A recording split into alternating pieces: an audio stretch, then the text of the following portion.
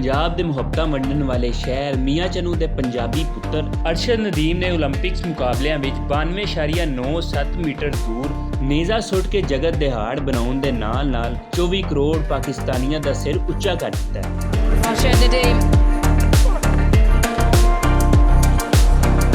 ਅਰਸ਼ਦ ਨਦੀਮ ਦੀ ਪਹਿਲੀ ਥਰੋ ਜ਼ਾਇਆ ਹੋਈ, ਪਰ ਉਹਨਾਂ ਦੂਜੀ ਵਾਰੀ 'ਚ ਰੱਬ ਦੀ ਮਦਦ ਨਾਲ ਪੂਰਾ ਟਿਲ ਲਾ ਕੇ ਨੇਜ਼ਾ ਸੁੱਟਿਆ ਤੇ ਸਾਬਤ ਕਰ ਦਿੱਤਾ ਕਿ ਹੁਣ ਉਹਨਾਂ ਥਿਕਰ ਅਪੜਨਾ ਮੁਮਕਿਨ ਨਹੀਂ। 92 meters 97 Arshad Nadeem।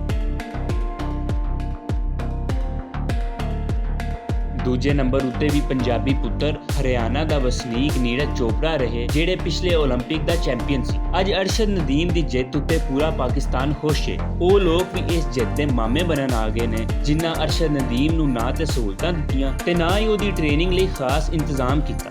ਇਹ ਜਵਾਨ ਦਾ ਪੁੱਤਰ ਆਪਣੀ ਹਿੰਮਤ ਤੇ ਕੋਸ਼ਿਸ਼ ਨਾਲ ਹੀ ਅਗਾਂਹ ਵਧਦਾ ਰਿਹਾ। ਇਸ ਸਫ਼ਰ ਵਿੱਚ ਇੱਕ ਵੇਲਾ ਅਜਿਹਾ ਵੀ ਆਇਆ ਜਦ ਅਰਸ਼ਦ ਨਦੀਮ ਕੋਲ ਇੰਟਰਨੈਸ਼ਨਲ ਲੈਵਲ ਦਾ ਨੇਜ਼ਾ ਵੀ ਨਹੀਂ ਸੀ, ਜਿਹਦੇ ਨਾਲ ਉਹ ਪ੍ਰੈਕਟਿਸ ਕਰ ਸਕਦਾ।